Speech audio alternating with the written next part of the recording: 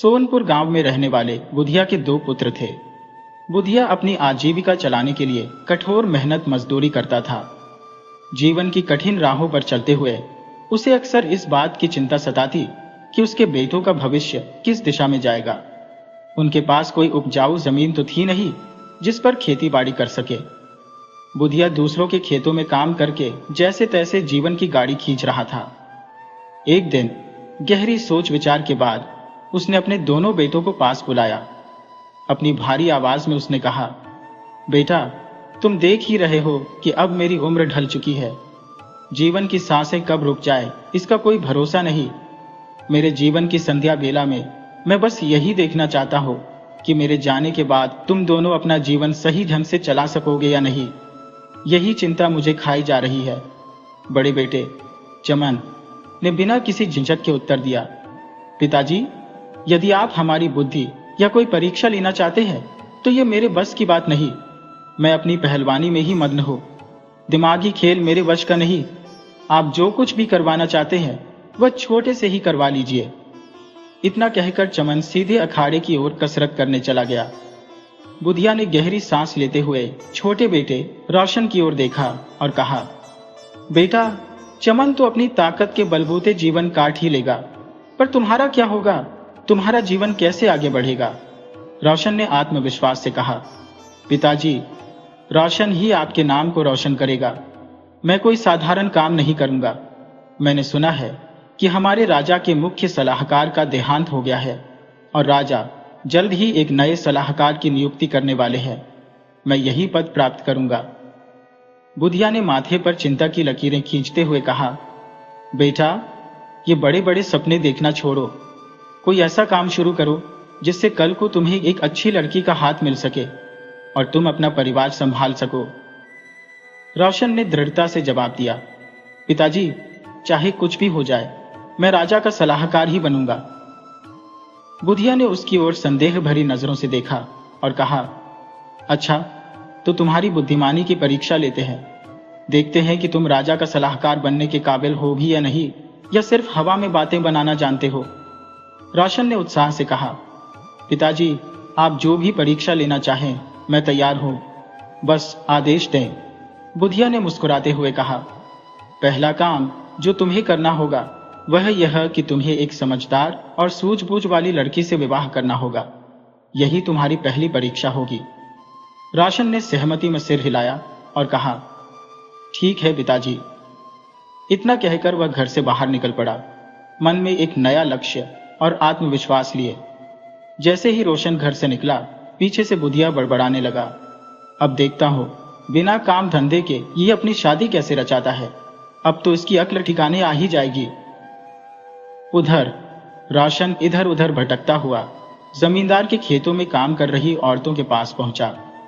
उसकी नजर एक सुंदर लड़की पर पड़ी। वह उसके पास गया और मुस्कुराते हुए बोला, मेरा नाम रोशन है। मैं पास के ही गांव का रहने वाला हूं और तुमसे शादी करना चाहता हूं।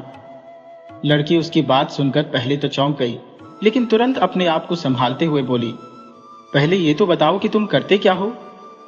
रोशन ने गर्व से कहा, मैं राजा के दरबार में सलाहकार बनने वाला हूं। लड़की उसकी बात पर हंस पड़ी और बोली, तुम्हारी हालत तो देखो और कैसी कैसी बातें कर रहे हो। अच्छा, चलो जाओ यहां से और मुझे अपना काम करने दो। बड़बोले कहीं के। पास खड़ी अन्य औरतें भी रोशन की बात सुनकर खिलखिला उठी। अपनी बेइज्जती से तिलमिलाया रोशन वहां से झेंपता हुआ चला गया, लेकिन उसके मन में इस अपमान का बदला लेने और खुद को साबित करने की ठान बैठा। रोशन इधर उधर भटकता रहा और अपने मन में योजना बनाने लगा। अचानक उसकी आंखों में एक चमक आ गई। उसने मन ही मन कहा, अब घी टेढ़ी उंगली से ही निकालना होगा। सीधे वह अपने गांव के एक सुनार दोस्त के पास पहुंचा। दोस्त ने उसे देखकर पूछा, अरे रोशन, आज कैसे याद किया? तू तो मुझे बिना काम के कभी मिलने नहीं आता। सच सच बता, क्या काम है? रोशन मुस्कुराते हुए बोला, भाई, मुझे कुछ कीमती मोती चाहिए, पर टेंशन मत ले, मैं इन्हें शाम तक वापस लौटा दूंगा। दोस्त हैरानी से बोला, शाम तक लौटा दोगे? ऐसा क्या खास काम है? रोशन ने मुस्कुराते हुए कहा, भाई, तेरे लिए भाभी लाने का प्लान है। सुनार दोस्त ने हंसते हुए कहा, अच्छा, ज्यादा लंबी लंबी मत हाँक। ये ले मोती, लेकिन शाम तक लौटाने का वादा पक्का है। रोशन ने मोती लिए और गांव की ओर चल पड़ा। रास्ते में उसने देखा कि एक सुंदर लड़की कुएं से पानी भर रही थी। वह उसके पास से गुजरने लगा और धीरे धीरे एक एक करके मोती गिराने लगा। लड़की ने जब देखा कि कीमती मोती जमीन पर गिर रहे हैं तो उसने सोचा, इस बेचारे राहगीर के मोती गिर रहे हैं, मुझे इसे बताना चाहिए। लड़की ने आवाज लगाई, सुनिए महाशय, आपके कीमती मोती तो गिरते जा रहे हैं। रोशन उसकी आवाज सुनकर भी अनसुना करता हुआ आगे बढ़ता रहा। लड़की ने फिर से चिल्लाया, अरे महाशय, सुनिए तो सही, आपके मोती गिर रहे हैं। अब रोशन रुका और गुस्से से पलटकर बोला, क्या कहा, क्यों चिल्ला रही हो? लड़की बोली, आप तो बड़े विचित्र इंसान हैं। एक तरफ मैं आपकी मदद कर रही हूं और दूसरी तरफ आप मुझ पर रोब जमा रही हैं। रोशन ने क्रोधित होकर उत्तर दिया, क्या खाक मदद कर रही हो? तुमने तो मेरी सारी मेहनत पर पानी फेर दिया। लड़की व्यंग्यात्मक लहजे में बोली, अच्छा, उल्टा चोर कोतवाल को डांट रहा है? रोशन गुस्से में कहने लगा, और नहीं तो क्या, पूरे 2 वर्षों के बाद मुझे पसीना आता है और जब वह पसीना गिरता है तो मोती बन जाता है। अभी तो बस मुझे पसीना आना शुरू ही हुआ था और तुमने आकर बीच में टोक दिया। लड़की ने उत्सुकता से पूछा, क्या सच में ऐसा होता है? तब तो आप बड़े धनाढ्य होंगे, घर द्वार सब कुछ आलीशान होगा, है ना? रोशन गर्व से बोला, और नहीं तो क्या, अब मुझे जाने भी दो, कहीं ऐसा ना हो कि तुम कहने लगो मुझसे शादी कर लो। लड़की मुस्कुराकर बोली, वैसे मैं इतनी भी बुरी नहीं हूं, आप चाहे तो मुझसे शादी कर सकते हैं और अपना घर बसा सकते हैं। ये सुनते ही रोशन की बांछें खिल उठी। उसने कहा, नहीं नहीं, शादी ब्याह ऐसे राह चलते थोड़ी होते हैं। लड़की ने रोचकता से कहा, मैं तुम्हारी अर्धांगिनी बनकर रहूंगी, तुम मुझे अपने साथ ले चलो। रोशन को मानो उसकी वर्षों की मुराद मिल गई। दोनों ने पास के मंदिर में जाकर विवाह कर लिया। जब रोशन अपनी पत्नी को लेकर घर पहुंचा तो उसने अपने पिता से कहा, पिताजी, देखिए, मैं आपके लिए बहू लेकर आ गया हूं।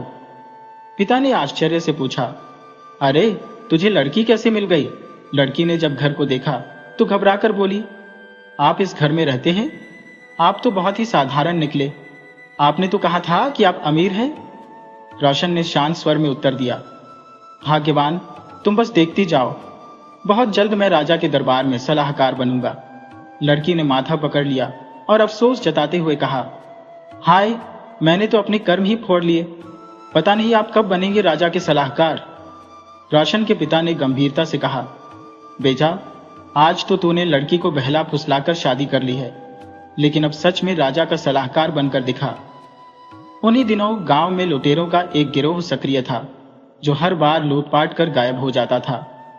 नगर का कोतवाल और उसके सिपाही भी उन्हें पकड़ने में असफल रहे थे। पिता ने रोशन से कहा, बेटा, अगर तू सच में राजा का सलाहकार बनना चाहता है तो यही मौका है। लुटेरों के गिरोह को पकड़वा दे, राजा तुझसे प्रसन्न हो जाएगा। रोशन भयभीत होकर बोला, पिताजी, आप कैसी बातें कर रहे हैं? क्यों मुझे मौत के मुंह में धकेलना चाहते हैं? जब कोतवाल के सिपाही तक उन्हें नहीं पकड़ सके तो मैं क्या चीज हूं? पिता ने समझाते हुए कहा, बेटा, यही तो तेरी बुद्धि की परीक्षा है। उसी दिन रोशन किसी काम से दूसरे गांव गया हुआ था। शाम को लौटते हुए रोशन को देर हो गई और अंधेरा छा गया। रात के सन्नाटे में जब वह गांव के बाहर स्थित श्मशान घाट के पास से गुजर रहा था तो उसे कुछ लोगों की फुसफुसाहट सुनाई दी।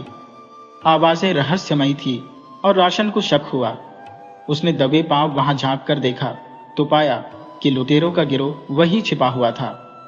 श्मशान घाट वह जगह थी जहां कोई सामान्य व्यक्ति रात को जाने की हिम्मत नहीं करता। यही कारण था कि लुटेरों ने इसे अपना अड्डा बना लिया था। वहां 4 लोग थे और उनकी बातचीत से यह स्पष्ट हो गया कि वे लूट का सामान वहीं छिपा कर रखते थे। रोशन ने तुरंत वहां से उल्टे पांव लौटने का निर्णय लिया। घर पहुंचकर उसने अपनी बुद्धि को काम में लगाते हुए लुटेरों को पकड़ने की योजना बनाई। अगली सुबह उसने अपनी पत्नी और गांव के कुछ भरोसेमंद लोगों को अपनी योजना में शामिल किया। योजना के अनुसार उन्होंने रोशन को अर्थी पर लिटाया और उसे सफेद कपड़े से ढककर श्मशान घाट में छोड़ दिया। बाकी लोग पास में ही झाड़ियों में छिप गए और रोशन की पत्नी पास के एक पेड़ पर चढ़कर छिप गई। शाम होते ही लुटेरे वापस श्मशान घाट पर पहुंचे। उन्होंने अर्थी को देखकर हैरानी जताई। उनमें से एक बोला, अरे ये मुर्दा यहाँ किसका है? किसी ने इसका संस्कार क्यों नहीं किया? उनका सरदार बोला, लगता है कोई बेबस और अभागा होगा जिसे अंतिम संस्कार तक नसीब नहीं हुआ। चलो हम ही इसका संस्कार कर देते हैं, इसी बहाने पुण्य का काम भी हो जाएगा। लुटेरे इस पर सहमत हो गए और लकड़ियां इकट्ठा करने लगे। जैसे ही वे अर्थी के पास पहुंचे, पेड़ के ऊपर से एक आवाज आई, जितने आपने कहे थे पूरे उतने ही हैं। ये सुनते ही अर्थी पर लेटा रोशन अचानक खड़ा हो गया और गंभीर आवाज में बोला, पूरे 4 होने चाहिए, जितने मैंने कहे थे। लुटेरे यह देख सहम गए, उनकी सांसें थम गई। तभी पेड़ पर बैठी उसकी पत्नी चिल्लाई, हाँ हाँ, पूरे उतने ही हैं। लुटेरों का सरदार डर के मारे चीखते हुए बोला, ये तो भूत प्रेतों की माया है, सब अपनी जान बचाकर भागो। चारों लुटेरे घबरा गए और अपना सारा माल वहीं छोड़कर अपनी जान बचाने के लिए भाग खड़े हुए। भागते हुए लुटेरों को झाड़ियों में छिपे गांव वालों ने दबोच लिया और उन्हें कोतवाली में सौंप दिया। इधर रोशन और उसकी पत्नी सारा लूट का सामान लेकर घर लौट आए। उनके पिता ने प्रसन्न होकर कहा, बेटा, तूने साबित कर दिया कि तू राजा के सलाहकार बनने के लायक है। अब देर मत कर और दरबार में जाकर अपनी काबिलियत का प्रमाण दे। मेरा आशीर्वाद हमेशा तेरे साथ है। रोशन ने अपने पिता के चरण स्पर्श किए और कहा, पिताजी, मैं आपके विश्वास को कभी टूटने नहीं दूंगा। राजा ने रात के सन्नाटे में अपने महामंत्री से कहा, महामंत्री जी, 2 मास का समय बीत चुका है और अब तक कोई भी ऐसा विवेकशील व्यक्ति हमारे दरबार के लिए मुख्य सलाहकार के योग्य प्रतीत नहीं हुआ। महामंत्री ने गंभीर स्वर में उत्तर दिया, महाराज, मैंने भी अपनी ओर से हर संभव प्रयास किया, परंतु कोई परिणाम हाथ नहीं लगा। फिर भी कल एक अंतिम प्रयास करेंगे। मैंने प्रजा में से कुछ योग्य उम्मीदवारों को महल के बगीचे में एकत्र होने का आदेश दिया है। वहां हम एक परीक्षा आयोजित करेंगे। बिना विष वाले सांपों को बगीचे में छोड़ा जाएगा और जो कोई साहस और तर्क का प्रदर्शन करेगा वही हमारा मुख्य सलाहकार बनेगा। राजा ने सहमति व्यक्त करते हुए कहा, अति उत्तम, कल इस प्रश्न का भी समाधान हो जाएगा। अगले प्रातः अनेक उम्मीदवार मुख्य सलाहकार बनने के स्वप्न लिए बगीचे में एकत्र हुए। रोशन भी उन्हीं में से एक था। बगीचे के पीछे ऊंची दीवार थी जिससे बच निकलना सहज नहीं था। राजा और उनके मंत्री ऊपर छत से यह दृश्य देख रहे थे। योजना के अनुसार मंत्री ने सांपों को बगीचे में छोड़ने का संकेत दिया। सांपों को देखते ही भीड़ में खलबली मच गई। लोग भयभीत होकर चिल्लाने लगे, भागो, यहाँ बहुत विषैले सांप है। कुछ ही क्षणों में सभी उम्मीदवार दीवार फांदकर बगीचे से बाहर भाग गए। केवल रोशन शांत और अडिग खड़ा रहा। एक सांप उसके समीप से गुजरा, परंतु उसने कोई भय प्रदर्शित नहीं किया। राजा ने यह अद्वितीय साहस देखकर रोशन को महल में बुलाया। मंत्री ने उससे पूछा, तुम्हारा नाम क्या है पुत्र? रोशन ने विनम्रता से उत्तर दिया, मेरा नाम रोशन है। मंत्री ने फिर पूछा, क्या मृत्यु का भय तुम्हें नहीं होता? रोशन मुस्कुराकर बोला, मंत्री जी, मृत्यु का भय तो प्रत्येक प्राणी को होता है, लेकिन यह प्रश्न विश्वास और साहस का है। बचपन से ही हम महाराज की कृपा और न्यायप्रियता के साये में पले बड़े हैं। मैं ये कैसे मान लूं कि महाराज बिना कारण हमारे प्राण लेने का आदेश देंगे? मेरे राजा पर अटूट विश्वास ही मेरी दृढ़ता का कारण है। राजा ने प्रशंसा करते हुए कहा, अति उत्तम रोशन, तुमने न केवल अपने साहस का परिचय दिया है, बल्कि तुम्हारा तर्क संगत विचार भी तुम्हें इस पद के लिए सर्वाधिक योग्य बनाता है। महामंत्री जी, हमारी खोज अब समाप्त हो चुकी है। रोशन ने विनम्रता से कहा, महाराज, आज मेरे जीवन का स्वप्न साकार हुआ है। मैं आपका और आपके न्याय का सदैव आदर करूंगा। इसके पश्चात रोशन को राज दरबार में मुख्य सलाहकार के पद पर नियुक्त कर दिया गया। वह अपनी पत्नी और पिता के साथ एक सुखमय और संतोषप्रद जीवन व्यतीत करने लगा।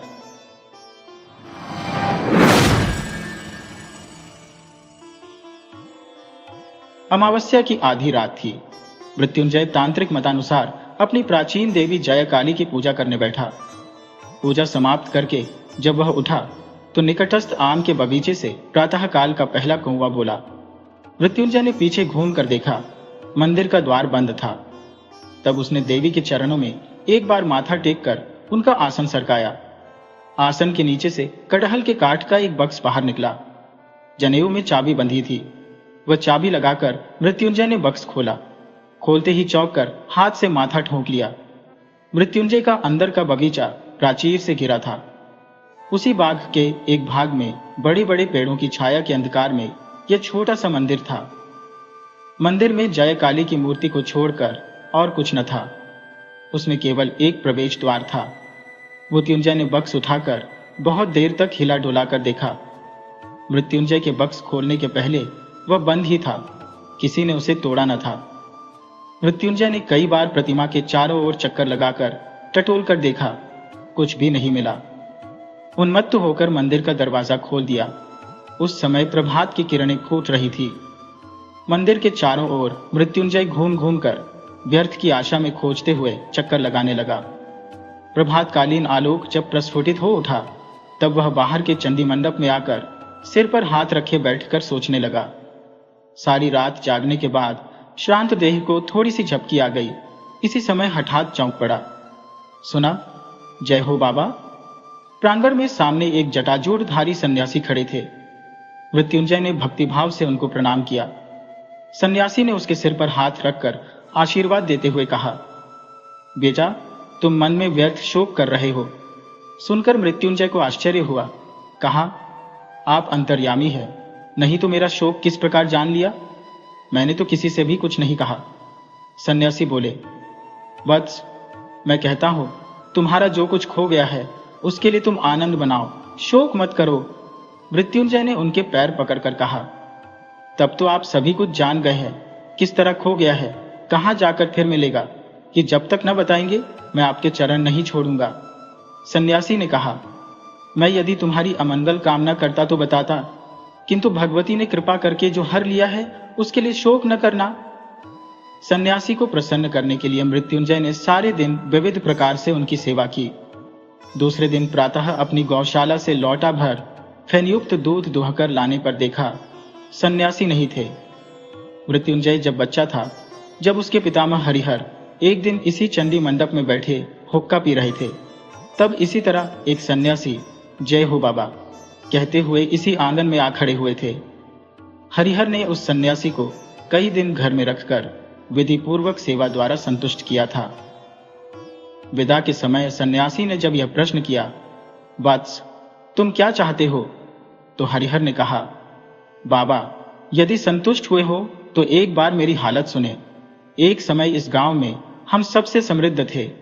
मेरे प्रपितामह ने दूर के एक कुलीन को बुलवाकर उससे अपनी एक कन्या का विवाह कर दिया था। उनके वह दाहिज वंशज ही हमको धोखा देकर आजकल इस गांव में बड़े आदमी बन बैठे हैं। इस समय हमारी अवस्था अच्छी नहीं है, इसी कारण उनका अहंकार सहते रहते हैं, किंतु अब और नहीं सहा जाता। कैसे हमारा कुल फिर से बड़ा हो, यही उपाय बता दें, यही आशीर्वाद दे। सन्यासी ने थोड़ा हंसकर कहा, बेटा, छोटे होकर सुख से रहो, बड़े होने के प्रयत्न में मुझे भलाई नहीं दिखती। किंतु हरिहर ने फिर भी नहीं छोड़ा।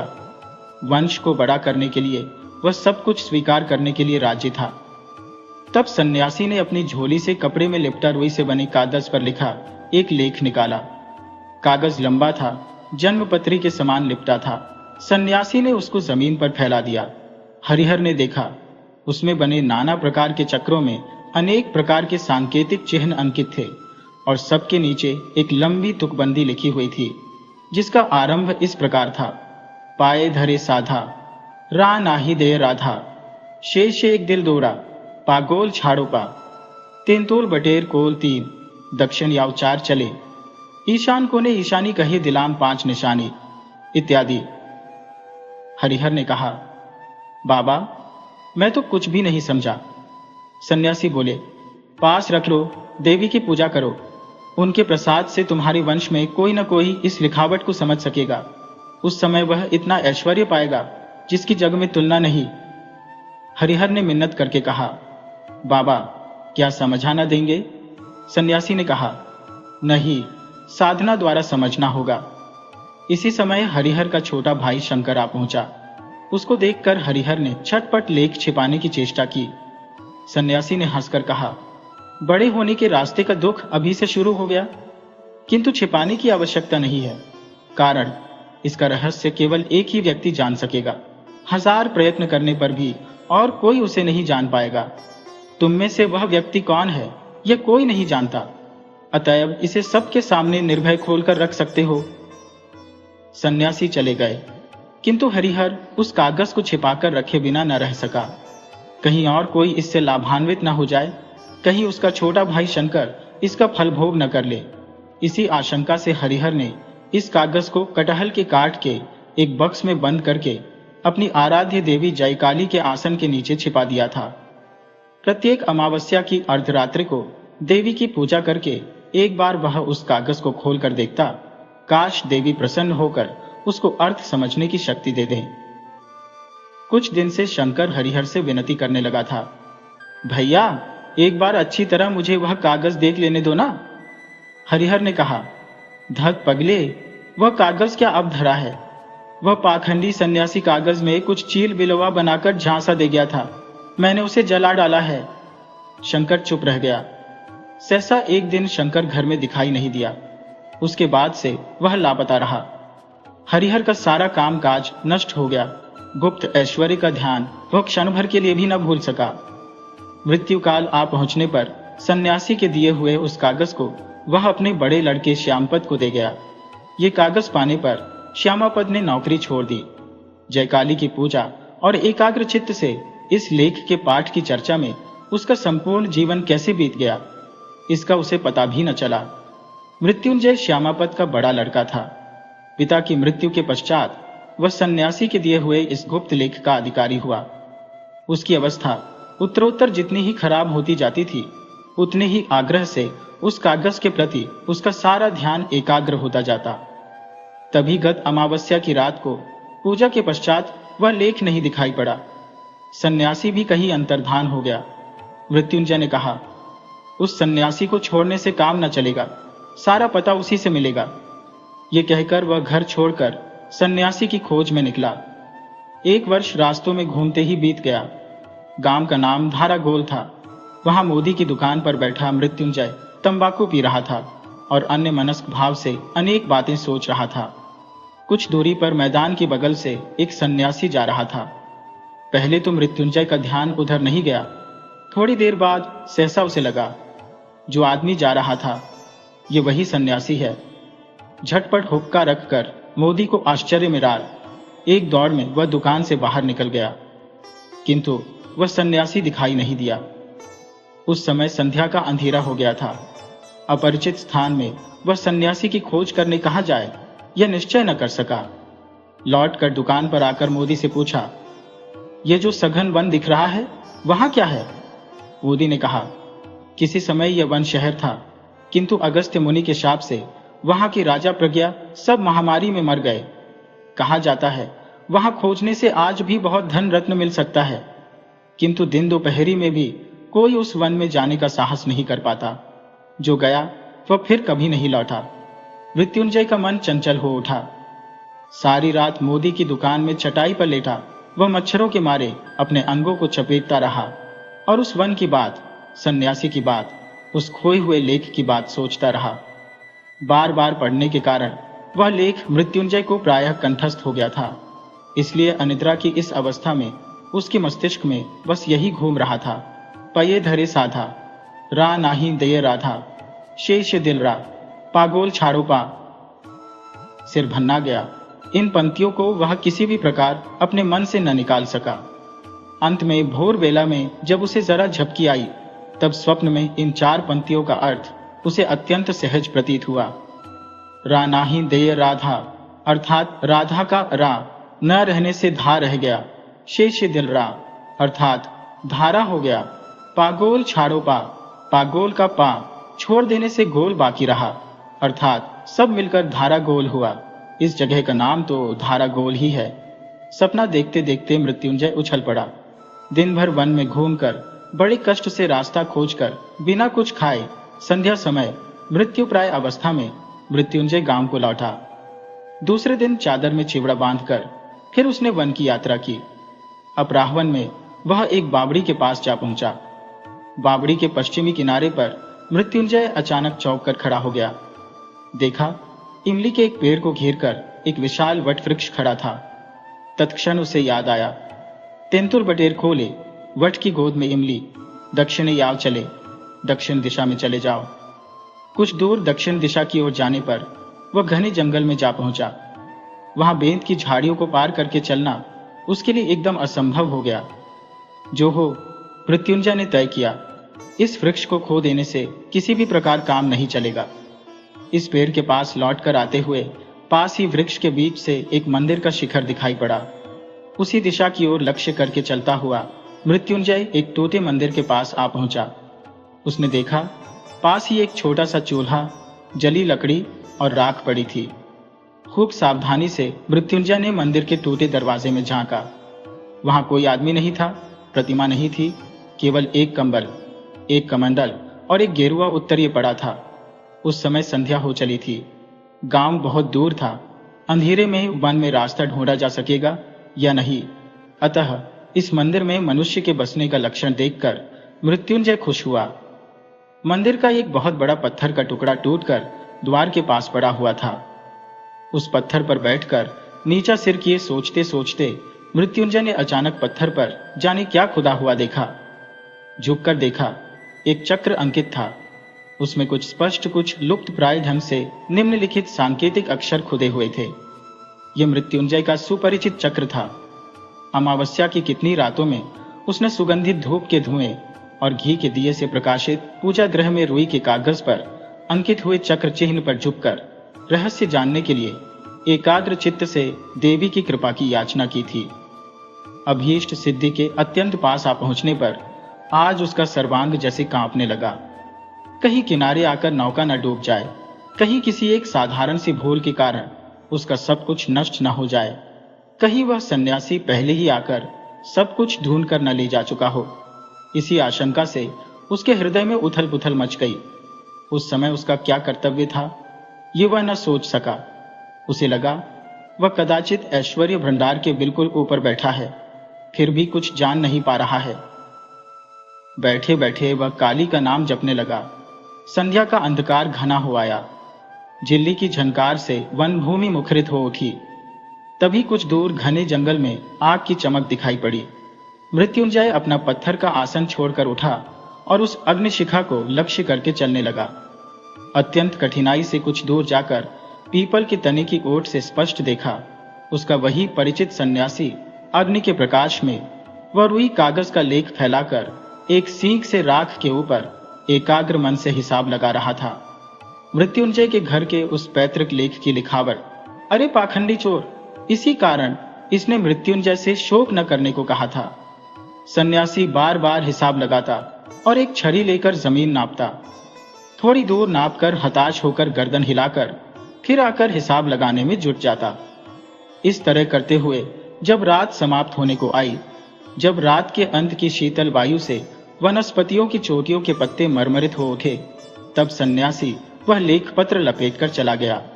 मृत्युंजय यह न समझ सका कि क्या करे। वह यह भली भांति समझ गया कि सन्यासी की सहायता के बिना इस लिखावट का रहस्य भेद करना उसके लिए संभव न था, और यह भी निश्चित था कि लुब्ध सन्यासी मृत्युंजय की सहायता नहीं करेगा। अतः छिपकर सन्यासी के ऊपर निगाह रखने के अतिरिक्त और कोई उपाय न था। किंतु दिन में गांव में बिना गए उसे भोजन नहीं मिलेगा। अतएव कम से कम कल सवेरे एक बार गांव जाना आवश्यक था। भोर की तरफ अंधकार के तनिक फीका पड़ते ही वह पेड़ से नीचे उतर आया, जहां सन्यासी राख पर सवाल लगा रहा था। वहां अच्छी तरह देखा, कुछ समझ न सका। चारों ओर घूम कर देखा, जंगल में कोई खास बात न थी। वन प्रांत का अंधकार धीरे धीरे जब क्षीण हो आया, तब बड़ी सावधानी से चारों ओर देखता हुआ मृत्युंजय गांव की ओर चला। उसे डर था कि कहीं सन्यासी उसे देख न ले। जिस दुकान में मृत्युंजय ने आश्रय ग्रहण किया था, उसके पास एक कायस्था गृहिणी व्रत के उपलक्ष्य में उस दिन ब्राह्मण भोजन कराने की तैयारी कर रही थी। वही अब मृत्युंजय को भोजन मिल गया। कई दिन के भोजन के कष्ट के पश्चात आज उसका भोजन भारी हो गया। इस भारी भोजन के बाद उसने जैसे ही हुक्का पीकर दुकान की चटाई पर जरा लेटने की इच्छा की, वैसे ही गत रात्रि को न सो सकने के कारण मृत्युंजय ने सोचा था कि जल्दी ही भोजनादि करके काफी दिन रहते बाहर निकलेगा। हुआ ठीक इसका उल्टा। जब उसकी नींद टूटी तब सूर्य अस्त हो चुका था, तो भी मृत्युंजय निरुत्साहित नहीं हुआ। अंधेरे में ही उसने वन में प्रवेश किया। देखते देखते रात घनीभूत हो आई। पेड़ों की छाया में निगाह काम नहीं देती थी। जंगल में रास्ता रुक जाता। मृत्युंजय किस ओर कहां जा रहा था, इसका उसे कोई पता न चला। जब रात बीत गई तब देखा कि सारी रात वह वन के किनारे एक ही जगह चक्कर काटता रहा था। कौओं का झुंड काम काम करता हुआ गांव की ओर उड़ चला। यह शब्द मृत्युंजय के कानों को व्यंग्यपूर्ण धिक्कार वाक्य जैसा लगा। गणना करने में बार बार भूल होती रही थी।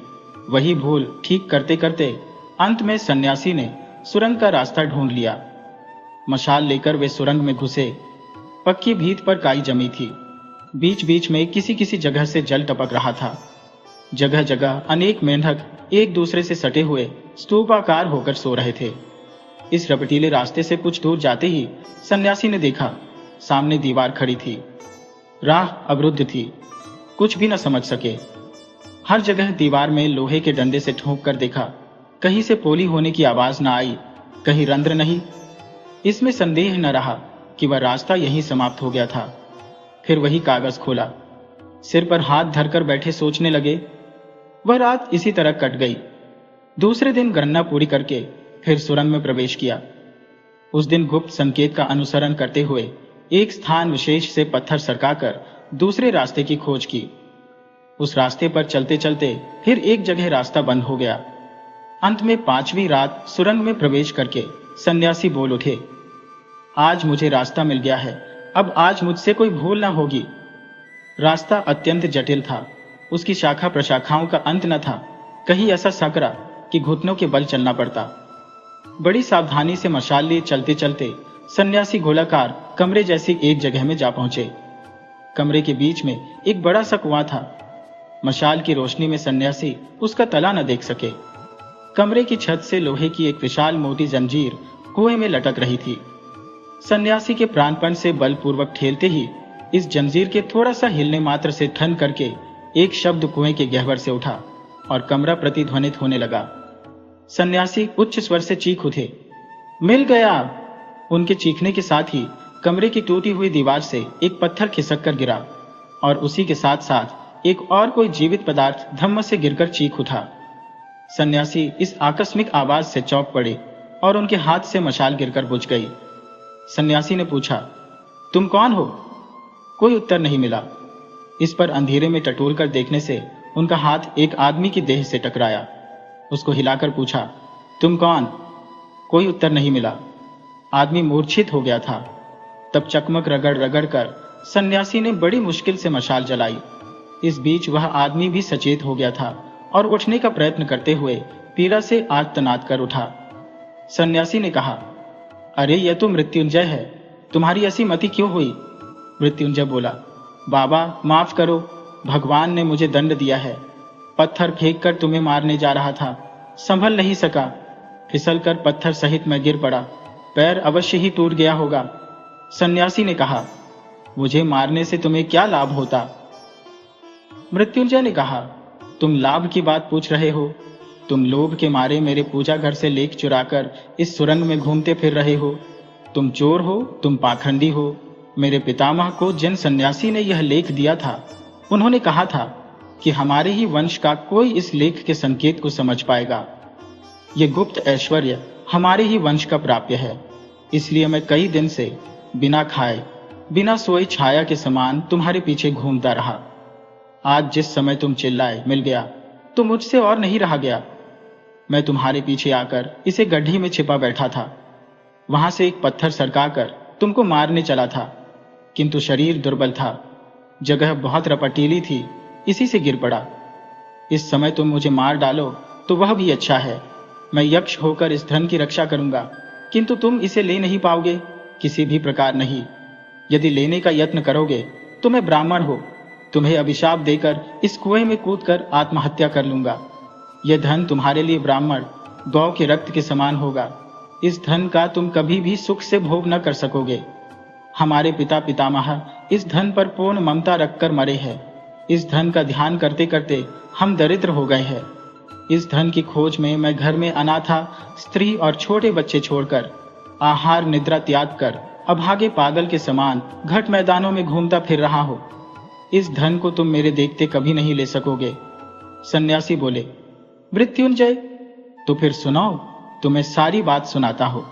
तुम जानते हो, तुम्हारे पितामह का एक छोटा सहोदर भाई था, उसका नाम था शंकर। मृत्युंजय ने कहा, हाँ, वे घर से लापता हो गए थे। सन्यासी ने कहा, मैं वही शंकर हूं। मृत्युंजय ने हताश होकर दीर्घ निश्वास छोड़ी।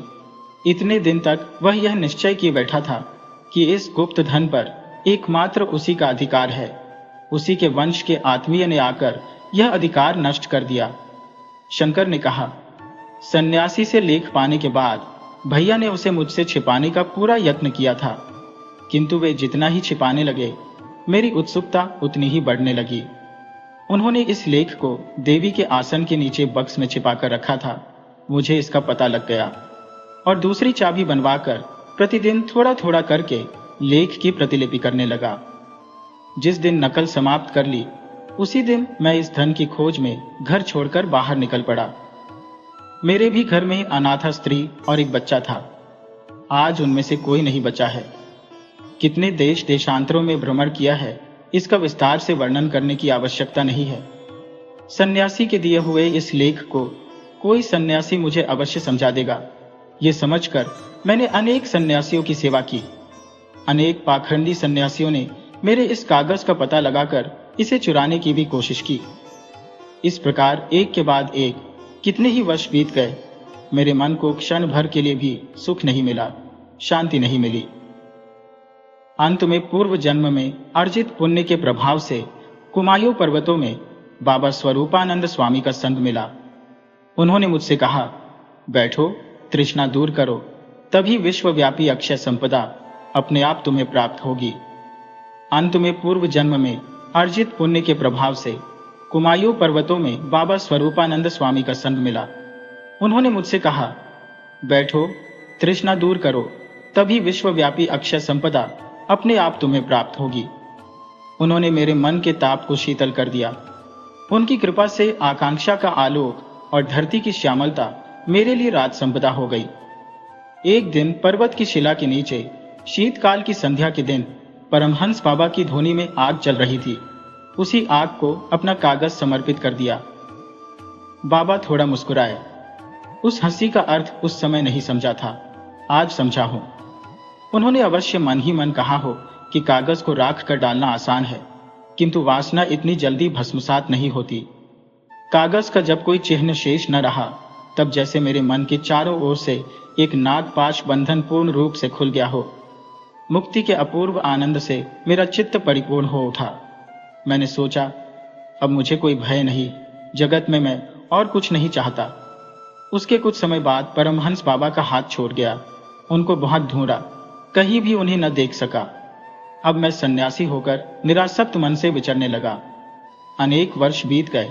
उस लेख की बात प्रायः भूल ही गया था। इस बीच एक दिन धारागोल के इस जंगल में प्रवेश करके एक टूटे मंदिर में आश्रय ग्रहण किया। 2-1 दिन रहते रहते देखा, मंदिर की भीत पर स्थान स्थान पर अनेक प्रकार के चिन्ह बने हुए हैं। ये चिन्ह मेरे पूर्व परिचित थे। कभी बहुत दिनों तक जिसकी खोज में फिरा था, उसका सुराग मिल गया। इसमें मुझे संदेह न रहा।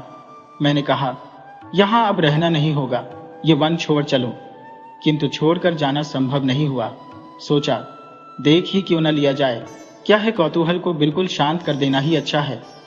चिन्हों को लेकर काफी विचार किया, कोई फल न निकला। बार बार लगने लगा कि वह कागज क्यों जला डाला, उसको रखे रहने में ही क्या क्षति थी। तब मैं फिर अपने जन्मस्थान गया। अपने पैतृक घर की अत्यंत दुर्व्यवस्था देखकर सोचा, सन्यासी हो, मुझे धन रत्नों से क्या प्रयोजन, किंतु ये गरीब लोग तो गृहस्थ हैं। उस गुप्त संपत्ति का इनके लिए उद्धार करने में कोई दोष नहीं है। मुझे पता था कि वह लेख कहाँ है। उसे प्राप्त करना मेरे लिए तनिक भी कठिन नहीं हुआ। उसके बाद 1 वर्ष से यह कागज लिए मैंने इस निर्जन वन में गणना की है। और खोज की है। मन में और कोई चिंता न थी।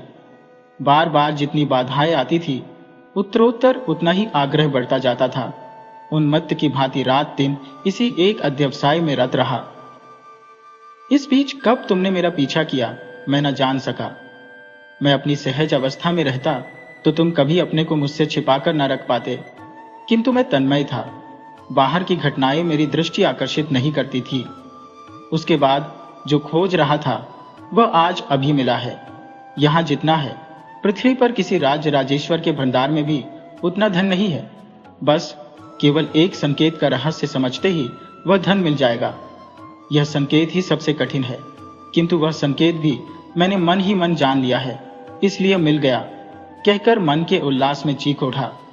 यदि चाहूं तो क्षण भर में उस सोने और मानिकों के भंडार के बीच खड़ा हो सकता हूं। मृत्युंजय ने शंकर के पैर पकड़कर कहा, तुम सन्यासी हो, तुम्हें धन की कोई जरूरत नहीं है। मुझे उस भंडार में ले चलो, मुझे वंचित मत करो। शंकर ने कहा, आज मेरा अंतिम बंधन खुल गया है। तुम जो पत्थर फेंककर मुझे मारने के लिए तैयार हुए थे, उसकी चोट तो मेरे शरीर में नहीं लगी, किंतु उसने मेरे मुहावरण को भेद डाला है। आज मैंने तृष्णा की कराल मूर्ति देख ली। मेरे गुरु परमहंस देव की गूढ़ प्रशांत हंसी ने इतने दिनों के बाद मेरे हृदय में कल्याण दीप की सदा जलने वाली आलोक शिखा जला दी है। मृत्युंजय ने शंकर के पैर पकड़कर फिर कातर स्वर में कहा, तुम मुक्त पुरुष हो, मैं मुक्त नहीं, मैं मुक्ति नहीं चाहता। मुझे इस ऐश्वर्य से वंचित नहीं कर पाओगे। सन्यासी ने कहा, वत्स, तब तुम अपना यह लेख लो। यदि न धन ढूंढ सको तो ढूंढ लो। इतना कहकर अपना डंडा और लेख मृत्युंजय के पास रखकर सन्यासी चले गए। मृत्युंजय ने कहा, मुझ पर दया करो, मुझे छोड़कर मत जाओ, मुझे दिखा दो। कोई उत्तर नहीं मिला। तब मृत्युंजय ने लाठी का सहारा लेकर हाथ से टटोलते हुए सुरंग से बाहर निकलने की चेष्टा की, किंतु रास्ता अत्यंत जटिल था। गोरख धंधे के समान बार बार रुकावटें आने लगी। अंत में घूमते घूमते थककर एक जगह लेट गया और नींद आते देर नहीं हुई। नींद से जब जगा तब रात थी या दिन या कितना समय था, यह जानने का कोई उपाय न था। खूब भूख लगने पर मृत्युंजय ने एक चादर के कोने में बंधा चिवड़ा खोलकर खा लिया। उसके बाद फिर एक बार हाथ से टटोलकर सुरंग से बाहर निकलने का रास्ता खोजने लगा। अनेक जगह रुकावट मिलने के कारण बैठ गया। तब चिल्लाकर पुकारा, हे सन्यासी, तुम कहाँ हो? उसकी वह पुकार सुरंग की समस्त शाखा प्रशाखाओं से बार बार प्रतिध्वनित होने लगी। थोड़ी दूर से उत्तर आया, मैं तुम्हारे पास ही हूं, क्या चाहते हो, बोलो। मृत्युंजय ने दीन स्वर में कहा, धन कहाँ है, दया करके मुझे दिखा दो। फिर कोई उत्तर नहीं मिला। मृत्युंजय ने बारंबार पुकारा, कोई उत्तर नहीं मिला। दंड प्रहरों द्वारा अविभक्त पृथ्वी की इस चिररात्रि में मृत्युंजय और एक बार सो लिया। नींद से फिर उसी अंधकार में वह जागा। चिल्लाकर पुकारा, अजी हो क्या? पास से ही उत्तर मिला, यही हो, क्या चाहते हो? मृत्युंजय ने कहा, मैं और कुछ नहीं चाहता, इस सुरंग से मेरा उद्धार करके ले चलो। सन्यासी ने प्रश्न किया, तुम धन नहीं चाहते? मृत्युंजय ने कहा, नहीं, नहीं चाहता। तभी चकमक रगड़ने का शब्द हुआ और कुछ देर बाद बत्ती जल गई। सन्यासी ने कहा, तो फिर आओ मृत्युंजय, इस सुरंग से बाहर चलें।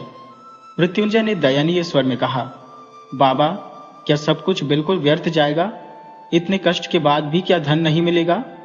उसी क्षण बत्ती बुझ गई। मृत्युंजय बोला, तुम कितने निष्ठुर हो, और यह कहकर वहीं बैठकर सोने लगा।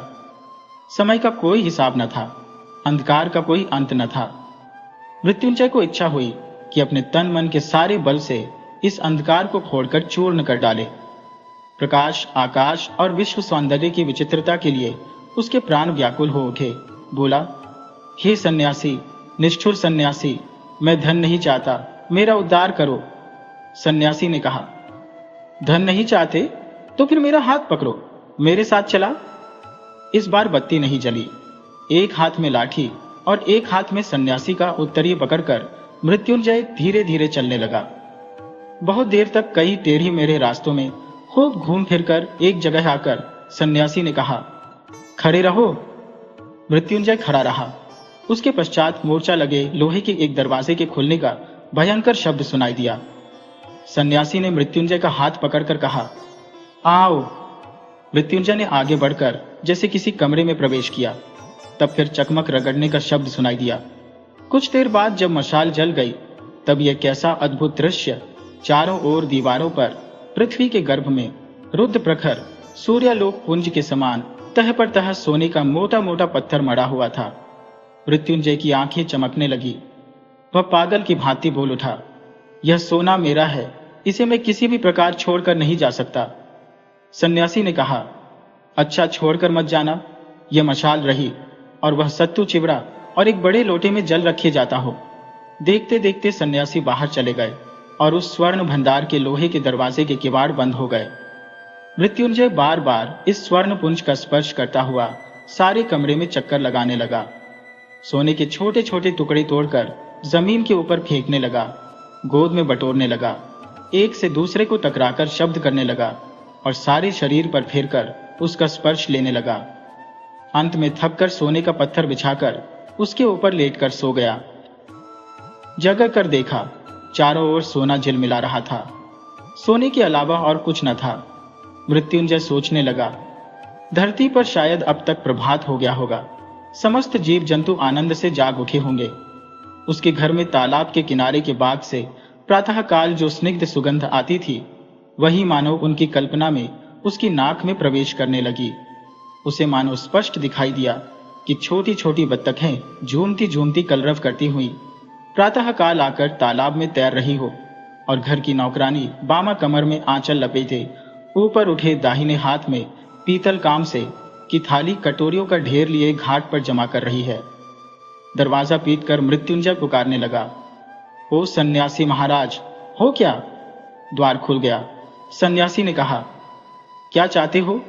मृत्युंजय बोला, मैं बाहर जाना चाहता हूं, किंतु क्या सोने के दो एक पत्थर भी साथ नहीं ले जा सकूंगा? उसका कोई उत्तर दिए बिना सन्यासी ने फिर मशाल जलाई, एक बार हुआ कमंडल रख दिया और उत्तरीय से कई मुट्ठी चिवड़ा जमीन पर रखकर बाहर चले गए। द्वार बंद हो गया। मृत्युंजय ने सोने का एक पतला पत्थर लेकर उसे मोड़कर टुकड़े टुकड़े करके तोड़ डाला। उस टूटे हुए सोने को लेकर कमरे के चारों ओर मिट्टी के ढेले के समान बिखेरने लगा।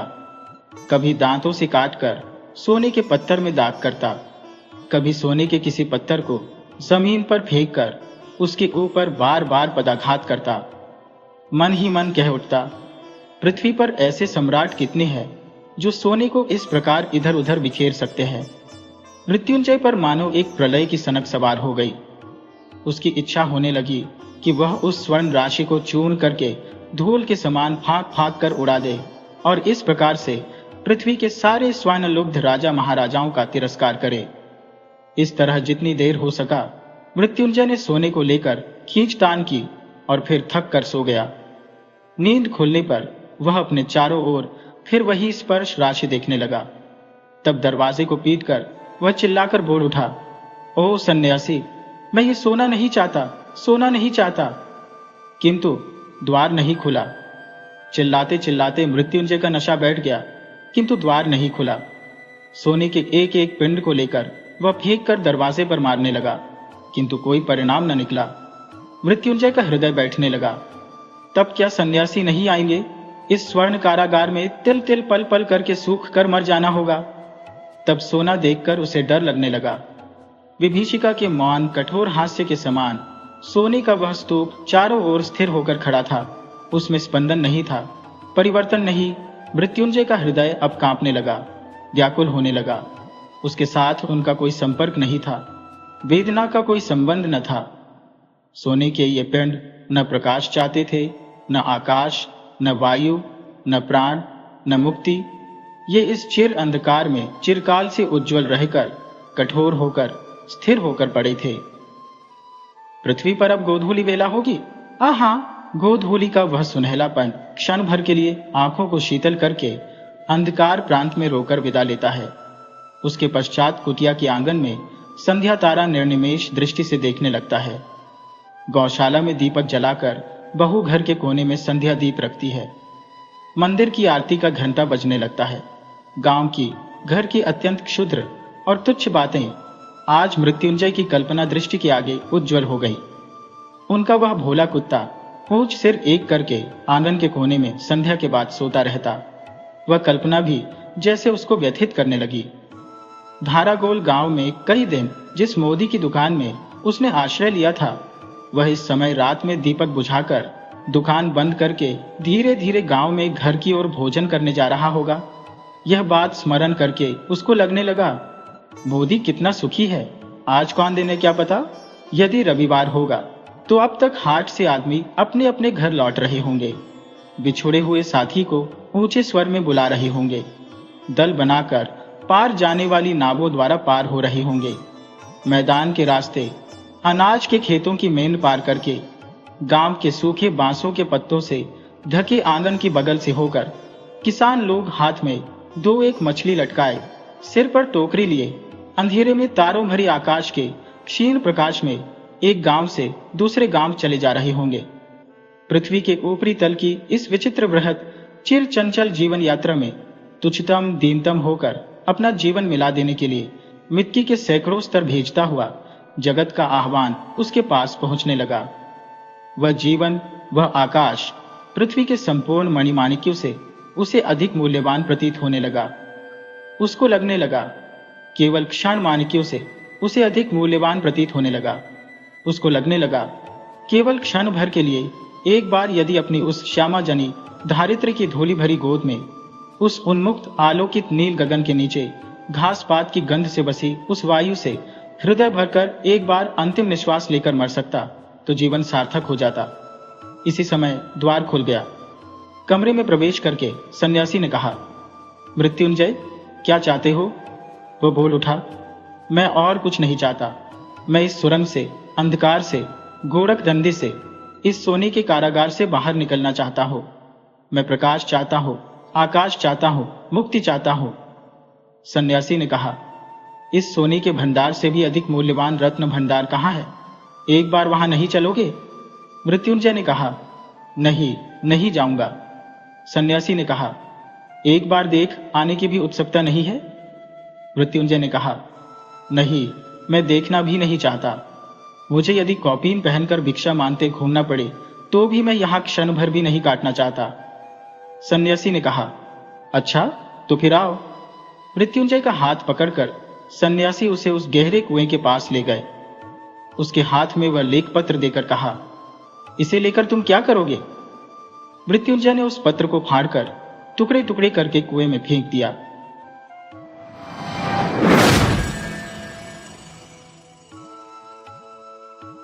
रायचरण 12 वर्ष की आयु से अपने मालिक का बच्चा खिलाने पर नौकर हुआ था। उसके पश्चात काफी समय बीत गया। नन्हा बच्चा रायचरण की गोद से निकलकर स्कूल में प्रविष्ट हुआ, स्कूल से कॉलेज में पहुंचा, फिर एक सरकारी स्थान पर लग गया। किंतु रायचरण अब भी बच्चा खिलाता था। यह बच्चा उसकी गोद के पाले हुए अनुकूल बाबू का पुत्र था। बच्चा घुटनों के बल चलकर बाहर निकल जाता। जब रायचरण दौड़कर उसको पकड़ता तो वह रोता और अपने नन्ही नन्हे हाथों से रायचरण को मारता। रायचरण हंसकर कहता, हमारा भैया भी बड़ा होकर जज साहब बनेगा। जब वह रायचरण को चन्ना कहकर पुकारता तो उसका हृदय बहुत हर्षित होता। वह दोनों हाथ पृथ्वी पर टेक कर घोड़ा बनता और बच्चा उसकी पीठ पर सवार हो जाता। इन्हीं दिनों अनुकूल बाबू की बदली पद्मा नदी के किनारे एक जिले में हो गई। नए स्थान की ओर जाते हुए कलकत्ते से उन्होंने अपने बच्चे के लिए मूल्यवान आभूषण और कपड़ों के अतिरिक्त एक छोटी सी सुंदर गाड़ी भी खरीदी। वर्षा ऋतु थी। कई दिनों से मूसलाधार वर्षा हो रही थी। ईश्वर ईश्वर करते हुए बादल फटे। संध्या का समय था। बच्चे ने बाहर जाने के लिए आग्रह किया। रायचरण उसे गाड़ी में बिठाकर बाहर ले गया। खेतों में पानी खूब भरा हुआ था। बच्चे ने फूलों का गुच्छा देखकर जिद की। रायचरण ने उसे बहलाना चाहा, किंतु वह न माना। विवश रायचरण बच्चे का मन रखने के लिए घुटनों घुटनों पानी में फूल तोड़ने लगा। कई स्थानों पर उसके पांव कीचड़ में बुरी तरह ढंस गए। बच्चा तनिक देर मौन गाड़ी में बैठा रहा, फिर उसका ध्यान लहराती हुई नदी की ओर गया। वह चुपके से गाड़ी से उतरा। पास ही एक लकड़ी पड़ी थी, उठा ली और भयानक नदी के तट पर पहुंचकर उसकी लहरों से खेलने लगा। नदी के शोर में ऐसा मालूम होता था कि नदी की चंचल और मुंहजोर जल परियां सुंदर बच्चे को अपने साथ खेलने के लिए बुला रही है। रायचरण फूल लेकर वापस आया तो देखा गाड़ी खाली है। उसने इधर उधर देखा, पैरों के नीचे से धरती निकल गई। पागलों की भांति चहुओर देखने लगा। वह बार बार बच्चे का नाम लेकर पुकारता था, लेकिन उत्तर में चन्ना की मधुर ध्वनि न आती थी। चारों ओर अंधेरा छा गया। बच्चे की माता को चिंता होने लगी। उसने चारों ओर आदमी दौड़ाए। कुछ व्यक्ति लालटेन लिए हुए नदी के किनारे खोज करने पहुंचे। रायचरण उन्हें देखकर उनके चरणों में गिर पड़ा। उन्होंने उससे प्रश्न करने आरंभ किए, किंतु वह प्रत्येक प्रश्न के उत्तर में यही कहता, मुझे कुछ मालूम नहीं। यद्यपि प्रत्येक व्यक्ति की यह सम्मति थी कि छोटे बच्चे को पद्मा नदी ने अपने आंचल में छिपा लिया है, किंतु फिर भी हृदय में विभिन्न प्रकार की शंकाएं उत्पन्न हो रही थी।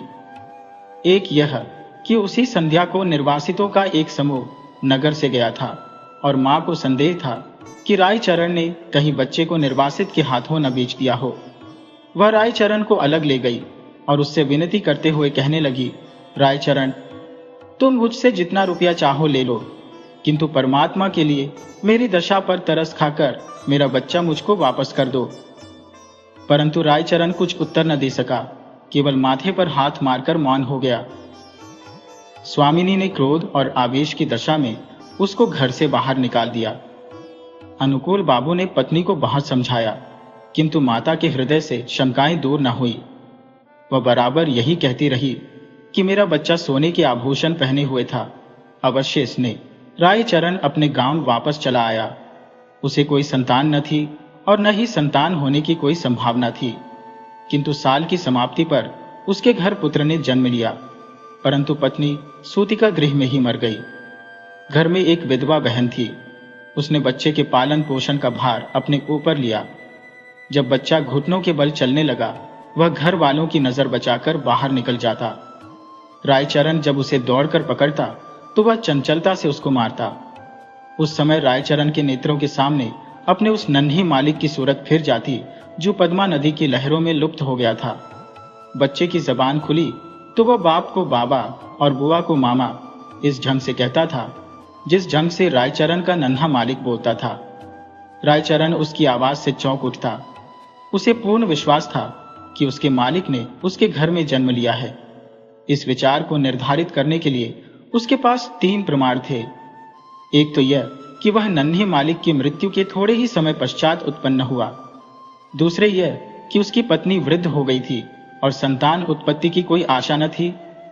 तीसरे यह कि बच्चे के बोलने का ढंग और उसकी संपूर्ण भाव भंगिमाएं नन्हे मालिक से मिलती जुलती थी। वह हर समय बच्चे की देखभाल में संलग्न रहता। उसे भय था कि उसका नन्हा मालिक फिर कहीं गायब न हो जाए। वह बच्चे के लिए एक गाड़ी लाया और अपनी पत्नी के आभूषण बेचकर बच्चे के लिए आभूषण बनवा दिए। वह उसे गाड़ी में बिठाकर प्रतिदिन वायु सेवन के लिए बाहर ले जाता था। धीरे धीरे दिन बीतते गए और बच्चा सयाना हो गया, परंतु इस लाड़ चाव में वह बहुत बिगड़ गया था। किसी से सीधे मोह बात न करता। गांव के लड़के उसे लाड साहब कहकर छेड़ते। जब लड़का शिक्षा योग्य हुआ तो रायचरण अपनी छोटी सी जमीन बेचकर कलकत्ता आ गया। उसने दौड़ धूप करके नौकरी खोजी और फलन को स्कूल में दाखिल करवा दिया। उसको पूर्ण विश्वास था कि बड़ा होकर फलन अवश्य जज बनेगा। होते होते अब फलन की आयु 12 वर्ष हो गई। अब वह खूब लिख पढ़ सकता था। उसका स्वास्थ्य अच्छा और सूरत शक्ल भी अच्छी थी। उसको बनाव श्रृंगार की भी बड़ी चिंता रहती थी। जब देखो दर्पण हाथ में लिए बाल बना रहा है। वह अपव्ययी भी बहुत था। पिता की सारी आय व्यर्थ की विलास सामग्री में व्यय कर देता। रायचरण उससे प्रेम तो पिता की भांति करता था, किंतु प्राय उसका बर्ताव उस लड़के से ऐसा ही था जैसे मालिक के साथ नौकर का होता है। उसका फलन भी उसे पिता न समझता था। दूसरी बात यह थी कि रायचरण स्वयं को फलन का पिता प्रकट भी न करता था। छात्रावास के विद्यार्थी रायचरण के गंवारपन का उपहास करते और फलन भी उन्हीं के साथ सम्मिलित हो जाता। रायचरण ने जमीन बेचकर जो कुछ रुपया प्राप्त किया था वह अब लगभग सारा समाप्त हो चुका था। उसका साधारण वेतन फलन के खर्चों के लिए कम था। वह प्राय अपने पिता से जेब खर्च और विलास की सामग्री तथा अच्छे अच्छे वस्त्रों के लिए झगड़ता रहता था। आखिर एक युक्ति रायचरण के मस्तिष्क में आई उसने नौकरी छोड़ दी और उसके पास जो कुछ शेष रुपया था फलन को सौंपकर बोला, फलन, मैं एक आवश्यक कार्य से गांव जा रहा हूं, बहुत जल्द वापस आ जाऊंगा। तुम किसी बात से घबराना नहीं। रायचरण सीधा उस स्थान पर पहुंचा जहां अनुकूल बाबू जज के ओहदे पर लगे हुए थे। उनके और कोई दूसरी संतान न थी, इस कारण उनकी पत्नी हर समय चिंतित रहती थी। अनुकूल बाबू कचहरी से वापस आकर कुर्सी पर बैठे हुए थे और उनकी पत्नी संतानोत्पत्ति के लिए बाजारू दवा बेचने वाले से जड़ी बूटियां खरीद रही थी। काफी दिनों के पश्चात वह अपने वृद्ध नौकर रायचरण को देखकर आश्चर्यचकित हुई। पुरानी सेवाओं का विचार करके उसको रायचरण पर तरस आ गया और उससे पूछा, क्या तुम फिर नौकरी करना चाहते हो? रायचरण ने मुस्कुराकर उत्तर दिया, मैं अपनी मालकिन के चरण छूना चाहता हूं। अनुकूल बाबू रायचरण की आवाज सुनकर कमरे से निकल आए। रायचरण की शक्ल देखकर उनके कलेजे का जख्म ताजा हो गया और उन्होंने मुख फेर लिया। रायचरण ने अनुकूल बाबू को संबोधित करके कहा, सरकार, आपके बच्चे को पद्मा ने नहीं बल्कि मैंने चुराया था। अनुकूल बाबू ने आश्चर्य से कहा, तुम यह क्या कह रही हो? क्या मेरा बच्चा वास्तव में जिंदा है? उसकी पत्नी ने उछलकर कहा, भगवान के लिए बताओ, मेरा बच्चा कहाँ है? रायचरण ने कहा, आप संतोष रखिए, आपका बच्चा इस समय भी मेरे पास है। अनुकूल बाबू की पत्नी ने रायचरण से अत्यधिक विनती करते हुए कहा, मुझे बताओ। रायचरण ने कहा, मैं उसे परसों ले आऊंगा। रविवार का दिन था। जज साहब अपने मकान में बेचैनी से रायचरण की प्रतीक्षा कर रहे थे। कभी वह कमरे में इधर उधर टहलने लगते और कभी थोड़े समय के लिए आराम कुर्सी पर बैठ जाते। आखिर 10 बजे के लगभग रायचरण ने फलन का हाथ पकड़े हुए कमरे में प्रवेश किया। अनुकूल बाबू की घरवाली फलन को देखते ही दीवानों की भांति उसकी ओर लपकी और उसे बड़े जोर से गले लगा लिया। उनकी नेत्रों से अश्रुओं का समुद्र उमड़ पड़ा। कभी वह उसको प्यार करती, कभी आश्चर्य से उसकी सूरत तकने लग जाती। फलन सुंदर था और उसके कपड़े भी अच्छे थे। अनुकूल बाबू के हृदय में भी पुत्र प्रेम का आवेश उत्पन्न हुआ, किंतु जरा सी देर के बाद उनके पितृ प्रेम का स्थान कानून भावना ने ले लिया और उन्होंने रायचरण से पूछा, भला इसका प्रमाण क्या है कि यह बच्चा मेरा है? रायचरण ने उत्तर दिया, इसका उत्तर मैं क्या दूं सरकार? इस बात का ज्ञान तो परमात्मा के सिवाय और किसी को नहीं हो सकता कि मैंने ही आपका बच्चा चुराया था। जब अनुकूल बाबू ने देखा कि उनकी पत्नी फलन को कलेजे से लगाए हुए है तो प्रमाण मानना व्यर्थ है। इसके अतिरिक्त उन्हें ध्यान आया कि इस गंवार को ऐसा सुंदर बच्चा कहाँ मिल सकता था और झूठ बोलने से क्या लाभ हो सकता है। सहसा उन्हें अपने वृद्ध नौकर की बेध्यानी याद आ गई और कानूनी मुद्रा में बोले, रायचरण, अब तुम यहां नहीं रह सकते। रायचरण ने ठंडी सांस भरकर कहा, सरकार, अब मैं कहां जाऊं? बूढ़ा हो गया हूं, अब मुझे कोई नौकर भी न रखेगा। भगवान के लिए अपने द्वार पर पड़ा रहने दीजिए। अनुकूल बाबू की पत्नी बोली, रहने दो, हमारा क्या नुकसान है? हमारा बच्चा भी इसे देखकर प्रसन्न रहेगा। किंतु अनुकूल बाबू की कानूनी नस भड़की हुई थी। उन्होंने तुरंत उत्तर दिया, नहीं, इसका अपराध बिल्कुल क्षमा नहीं किया जा सकता। रायचरण ने अनुकूल बाबू के पांव पकड़ते हुए कहा, सरकार, मुझे न निकालिए, मैंने आपका बच्चा नहीं चुराया था, बल्कि परमात्मा ने चुराया था। अनुकूल बाबू को गंवार की इस बात पर और भी अधिक क्रोध आ गया। बोले, नहीं, अब मैं तुम पर विश्वास नहीं कर सकता। तुमने मेरे साथ कृतज्ञता की है। रायचरण ने फिर कहा, सरकार, मेरा कुछ अपराध नहीं। अनुकूल बाबू त्योरियों पर बल डालकर कहने लगे, तो फिर किसका अपराध है? रायचरण ने उत्तर दिया, मेरे भाग्य का। परंतु शिक्षित व्यक्ति भाग्य का अस्तित्व स्वीकार नहीं कर सकता। फलन को जब मालूम हुआ कि वह वास्तव में एक धनी व्यक्ति का पुत्र है तो उसे भी रायचरण की इस चेष्टा पर क्रोध आया कि उसने इतने दिनों तक क्यों उसे कष्ट में रखा। फिर रायचरण को देखकर उसे दया भी आ गई और उसने अनुकूल बाबू से कहा, पिताजी, इसको क्षमा कर दीजिए। यदि आप इसको अपने साथ नहीं रखना चाहते तो इसकी थोड़ी पेंशन कर दें। इतना सुनने के बाद रायचरण अपने बेटे को अंतिम बार देखकर अनुकूल बाबू की कोठी से निकलकर चुपचाप कहीं चला गया। महीना समाप्त होने पर अनुकूल बाबू ने रायचरण के गांव कुछ रुपया भेजा, किंतु मनी ऑर्डर वापस आ गया, क्योंकि गांव में अब इस नाम का कोई व्यक्ति न था।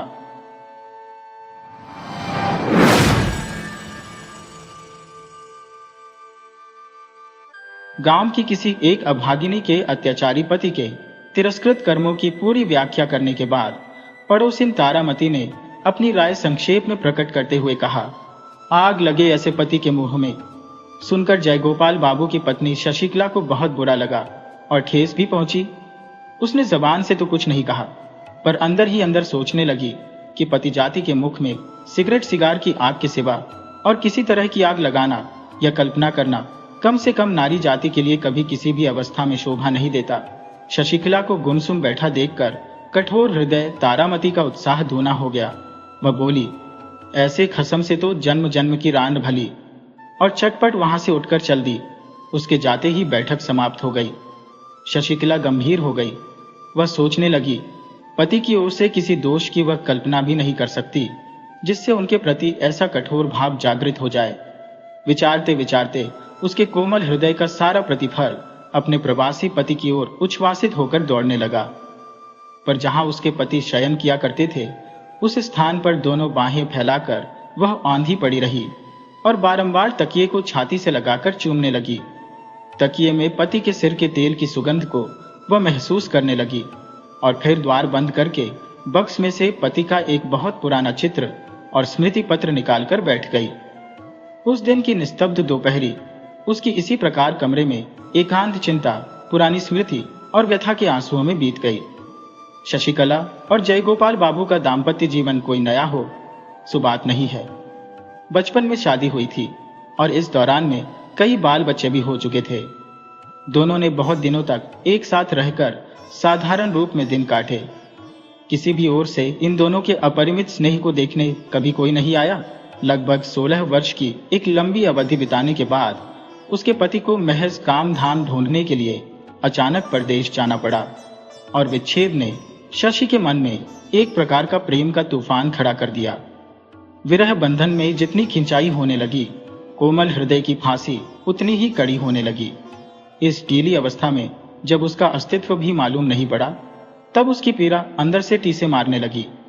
इसी से इतने दिन बाद, इतनी आयु में बच्चों की मां बनकर शशिकला आज बसंत की दोपहरिया में निर्जन घर में विरह शैया पर पड़ी नववधू का सा सुख स्वप्न देखने लगी। जो स्नेह अज्ञात रोग जीवन के आगे से वहां चला गया है, सहसा आज उसी के भीतर जागकर मन ही मन बहाव से विपरीत तैरकर पीछे की ओर बहुत दूर पहुंचना चाहती है, जहां स्वर्णपुरी में कुंज वनों की भरमार है और स्नेह की उन्माद अवस्था। किंतु उस अतीत के स्वर्णिम सुख में पहुंचने का अब उपाय क्या है, फिर स्थान कहाँ है? सोचने लगी। अब की बार जो वह पति को पास पाएगी, तब जीवन की इन शेष घड़ियों को और बसंत की आभा भी निष्फल नहीं होने देगी। कितने ही दिवस, कितनी ही बार उसने छोटी मोटी बातों पर वाद विवाद करके इतना ही नहीं, उन बातों पर कलह कर करके पति को परेशान कर डाला है। आज अतृप्त मन ने भी एकांत इच्छा से संकल्प किया कि भविष्य में कदापि संघर्ष न करेगी, कभी भी उनकी इच्छा के विरुद्ध नहीं चलेगी, उनकी आज्ञा को पूरी तरह पालेगी, सब काम उनकी तबीयत के अनुसार किया करेगी। स्नेह युक्त विनम्र हृदय से अपने पति का बुरा भला व्यवहार सब चुपचाप सह लिया करेगी। कारण पति सर्वस्व है, पति प्रियतम है, पति देवता है। बहुत दिनों तक शशिकला अपने माता पिता की एकमात्र लाडली बेटी रही है। उन दिनों जयगोपाल बाबू वास्तव में मामूली नौकरी किया करते थे, फिर भी भविष्य के लिए उसे किसी प्रकार की चिंता न थी। गांव में जाकर पूर्ण वैभव के साथ रहने के लिए उसके श्वशुर के पास पर्याप्त मात्रा में चल अचल संपत्ति थी। इसी बीच बिल्कुल ही असमय में शशिकला के वृद्ध पिता काली प्रसन्न के यहाँ पुत्र ने जन्म लिया।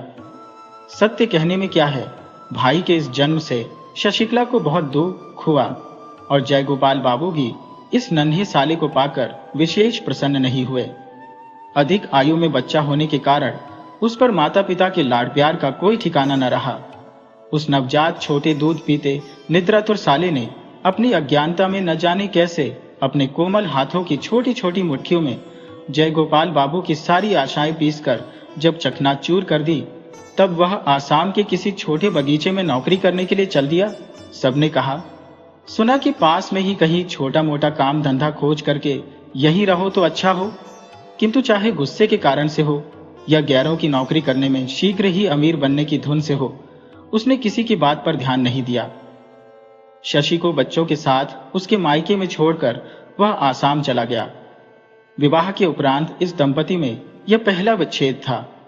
पति के चले जाने से शशि को दूधमुहे भाई पर बड़ा क्रोध आया। जो मन की पीड़ा को स्पष्ट रूप में कह नहीं सकता, उसी को क्रोध अधिक आता है। छोटा सा नवजात शिशु मां के स्तनों को चूमता और आंख मीचकर निश्चिंतता से सोता, और उसकी बड़ी बहन अपने बच्चों के लिए गर्म दूध, ठंडा भात, स्कूल जाने की देर इत्यादि अनेक कारणों से रात दिन रूठकर मुंह फुलाए रहती और सारे परिवार को परेशान करती। थोड़े दिन बाद ही बच्चे की मां का स्वर्गवास हो गया। मरते समय मां अपने गोद के बच्चे को लड़की के हाथ सौंप गई। अब तो बहुत ही शीघ्र मातृहीन शिशु ने अपनी कठोर हृदय दीदी का हृदय जीत लिया। हाँ, ही करता हुआ वह शिशु जब अपनी दीदी के ऊपर जा पड़ता और अपने बिना दांत के छोटे से मुख में उसका मुंह, नाक, कान सब कुछ ले जाना चाहता। अपनी छोटी सी मुट्ठी में उसका जोड़ा पकड़कर जब खींचता और किसी कीमत पर भी हाथों में आई वस्तु को छोड़ने के लिए तैयार न होता, दिवाकर के उदय होने से पहले ही उठकर जब वह गिरता पड़ता हुआ अपनी दीदी को कोमल स्पर्श से पुलकित करता, किलकारियां मार मार कर शोर मचाना आरंभ कर देता, और जब वह क्रमशः दीदी दीदी पुकार पुकार कर बारंबार उसका ध्यान बटाने लगा, और जब उसने काम काज और फुर्सत के समय उस पर उपद्रव करने आरंभ कर दिए, तब शशि से स्थिर नहीं रहा गया। उसने उस छोटे से स्वतंत्र प्रेमी अत्याचारी के आगे पूरे तौर पर आत्मसमर्पण कर लिया। बच्चे की मां नहीं थी, इसी से शायद उस पर उसकी सुरक्षा का अधिक भार आ पड़ा। शिशु का नाम हुआ नीलमणि। जब वह 2 वर्ष का हुआ तब उसके पिता असाध्यम रोगी हो गए। बहुत ही शीघ्र चले आने के लिए जयगोपाल बाबू को लिखा गया। जयगोपाल बाबू जब मुश्किल से उस सूचना को पाकर ससुराल पहुंचे, तब श्वशुर काली प्रसन्न मौत की घड़ियां गिन रहे थे। मरने से पूर्व काली प्रसन्न ने अपने एकमात्र नाबालिग पुत्र नीलमणि का सारा भार दामाद जयगोपाल बाबू पर छोड़ दिया और अपनी अचल संपत्ति का 1/4 भाग अपनी बेटी शशिकला के नाम कर दिया। इसीलिए चल अचल संपत्ति की सुरक्षा के लिए जयगोपाल बाबू को आसाम की नौकरी छोड़कर ससुराल चले आना पड़ा। बहुत दिनों के उपरांत पति पत्नी में मिलन हुआ। किसी जड़ पदार्थ के टूट जाने पर उनके जोड़ों को मिलाकर किसी प्रकार उसे जोड़ा जा सकता है, किंतु 2 मानवीय हृदयों को जहां से फट जाते हैं, विरह की लंबी अवधि बीत जाने पर फिर वहां ठीक पहले जैसा जोड़ नहीं मिलता। कारण हृदय सजीव पदार्थ है, क्षणों में उसकी परिणति होती है और क्षण में ही परिवर्तन। इस नए मिलन पर शशि के मन में अब की बार नए ही भावों का श्री गणेश हुआ, मानो अपने पति से उसका पुनः विवाह हुआ हो। पहले दाम्पत्य में पुरानी आदतों के कारण जो एक जड़ता सी आ गई थी, विरह के आकर्षण से वह एकदम टूट गई और अपने पति को मानो उसने पहले की अपेक्षा कहीं अधिक पूर्णता के साथ पा लिया। मन ही मन में उसने संकल्प किया कि चाहे कैसे ही दिन बीते, वह पति के प्रति उद्दीप्त स्नेह की उज्ज्वलता को तनिक भी म्लान न होने देगी। किंतु इस नए मिलन में जयगोपाल बाबू के मन की दशा कुछ और ही हो गई। इससे पूर्व जब दोनों अविच्छेद रूप से एक साथ रहा करते थे, जब पत्नी के साथ उसके पूरे स्वार्थ और विभिन्न कार्यों में एकता का संबंध था, जब पत्नी के साथ उसके जीवन का एक नित्य सत्य हो रही थी, और जब वह उसे पृथक करके कुछ करना चाहते थे, तो दैनिक चर्या की राह में चलते चलते अवश्य उनका पांव अकस्मात गहरे गर्त में पड़ जाता। उदाहरणतः कहा जा सकता है कि परदेश जाकर पहले पहल वह भारी मुसीबत का शिकार हो गए। वहां उन्हें ऐसा प्रतीत होने लगा मानो अकस्मात उन्हें किसी ने गहरे जल में धक्का दे दिया है। लेकिन क्रमशः उनके उस विच्छेद में नए कार्य को थीकली लगा दी गई। केवल इतना ही नहीं, अपितु पहले जो उनके दिन व्यर्थ आलस्य में कट जाया करते थे, उधर 2 वर्ष से अपनी आर्थिक अवस्था सुधरने की कोशिश के रूप में उनके मन में एक प्रकार की जबरदस्त क्रांति का उदय हुआ। उनके मन के सम्मुख मालदार बनने की एक निश्च इच्छा के सिवा और कोई चीज नहीं थी। इस नए उन्माद की तीव्रता के आगे पिछला जीवन उनको बिल्कुल ही सारहीन सा दृष्टिगत होने लगा। नारी जाति की प्रकृति में खास परिवर्तन ले आता है स्नेह, और पुरुष जाति की प्रकृति में कोई खास परिवर्तन होता है तो उसकी जड़ में रहती है कोई न कोई दुष्ट प्रवृत्ति। जयगोपाल बाबू 2 वर्ष पश्चात आकर पत्नी से मिले तो उन्हें हूबहू पहली सी पत्नी नहीं मिली। उनकी पत्नी शशि के जीवन में उनके नवजात साले ने एक नई ही परिधि स्थित कर दी है, जो पहले से भी कहीं अधिक विस्तृत और संकीर्णता से कोसों दूर है। शशि के मन के इस भाव से वह बिल्कुल ही अनभिज्ञ थे और न इससे उनका मेल ही बैठता था। शशि अपने इस नवजात शिशु के स्नेह में से पति को भाग देने का बहुत यत्न करती, पर उसमें इसे सफलता मिली या नहीं कहना कठिन है। शशि नीलमणि को गोदी में उठाकर हंसती हुई पति के सामने आती और उनकी गोद में देने की चेष्टा करती, किंतु नीलमणि पूरी ताकत के साथ दीदी के गले से चिपट जाता और अपने संबंध की तनिक भी परवाह न करके दीदी के कंधे से मुंह को छिपाने का प्रयत्न करता। शशि की इच्छा थी कि उसके इस छोटे से भाई को मन बहलाने की जितनी ही प्रकार की विद्या आती है, सबकी सब बहनोई के आगे प्रकट हो जाए, लेकिन न तो बहनोई ने ही इस विषय में कोई आग्रह दिखाया और न साले ने ही कोई दिलचस्पी दिखाई। जयगोपाल बाबू की समझ में यह बिल्कुल न आया कि इस दुबले पतले चौड़े माथे वाले मनहूस सूरत काले कलूटे बच्चे में ऐसा कौन सा आकर्षण है जिसके लिए उस पर प्यार की इतनी फिजूल खर्ची की जा रही है। प्यार की सूक्ष्म से सूक्ष्म बातें नारी जाति चट से समझ जाती है। शशि तुरंत ही समझ गई कि जयगोपाल बाबू को नीलमणि के प्रति कोई खास रुचि नहीं है और वह शायद मन से उसे चाहते भी नहीं है। तब से वह अपने भाई को बड़ी सतर्कता से पति की दृष्टि से बचाकर रखने लगी। जहां तक हो सकता जयगोपाल की विराग दृष्टि उस पर नहीं पड़ने पाती और इस प्रकार वह बच्चा उस अकेली का एकमात्र स्नेह का आदर बन गया। उसकी वह इस प्रकार देखभाल रखने लगी जैसे वह उसका बड़े यत्न से इकट्ठा किया हुआ गुप्त धन है। सभी जानते हैं कि स्नेह जितना ही गुप्त और जितना ही एकांत का होता उतना ही तेज हुआ करता है। नीलमणि जब कभी रोता तो जयगोपाल बाबू को बहुत ही झुंझलाहट आती, अतः शशि झट से उसे छाती से लगाकर खूब प्यार कर करके हंसाने का प्रयत्न करती। खासकर रात को उसके रोने से यदि पति की नींद उचटने की संभावना होती और पति यदि उस रोते हुए शिशु के प्रति हिंसात्मक भाव से क्रोध या घृणा जाहिर करता हुआ तीव्र स्वर में चिल्ला उठता, तब शशि मानो अपराधिनी सी संकुचित और अस्थिर हो जाती और उसी क्षण उसे गोदी में लेकर दूर जाकर प्यार के स्वर में कहती, सो जा मेरा राजा बाबू, सो जा। वह सो जाता। बच्चों बच्चों में बहुधा किसी न किसी बात पर झगड़ा हो ही जाता है। शुरू शुरू में ऐसे अवसरों पर शशि अपने भाई का पक्ष लिया करती थी, कारण उसकी मां नहीं है। जब न्यायाधीश के साथ साथ न्याय में भी अंतर आने लगा, तब हमेशा ही निर्दोष नीलमणि को कड़ा से कड़ा दंड भुगतना पड़ता। यह अन्याय शशि के हृदय में तीर के समान चुभ जाता और इसके लिए वह दंडित भाई को अलग ले जाकर उसे मिठाई देकर, खिलौने देकर, गाल चूम करके दिलासा देने का प्रयत्न किया करती। परिणाम यह देखने में आता है कि शशि नीलमणि को जितना ही अधिक चाहती, जयगोपाल बाबू उतना ही उस पर जलते भुनते रहते और वह जितना ही नीलमणि से घृणा करते, गुस्सा करते, शशि उतना ही उसे अधिक प्यार करती।